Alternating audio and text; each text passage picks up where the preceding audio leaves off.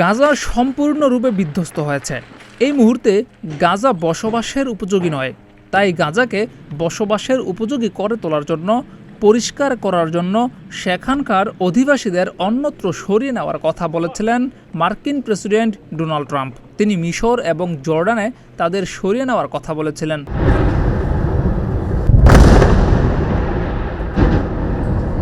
যদিও ট্রাম্পের এই মন্তব্যের তীব্র বিরোধিতা করেছেন মিশর এবং জর্ডান। তারা জানিয়েছে, ফিলিস্তিনিদের স্বল্প বা দীর্ঘমেয়াদে গাজা থেকে সরিয়ে নিলে এই অঞ্চলে সংঘাতের বিস্তার ঘটার আশঙ্কা তৈরি হবে। মিশর এবং জর্ডানের এই বিরোধিতাকে স্বাগত জানিয়েছে হামাস। তবে প্রশ্ন উঠেছে অন্য জায়গায়।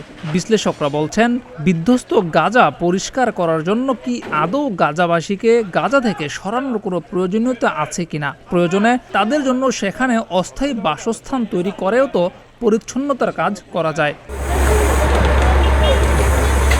অনেকেই মনে করছেন, গাজাবাসী যদি গাজা থেকে একবার সরে যায় তাহলে আবার এখানে ফিরে আসাটা তাদের জন্য কঠিন হবে। মার্কিন প্রেসিডেন্ট হয়তো গাজাবাসীকে এখান থেকে কৌশলে সরিয়ে তার মিত্র ইসরায়েলের রাজত্বের পরিধি বাড়ানোর কাজ করতে চাচ্ছে।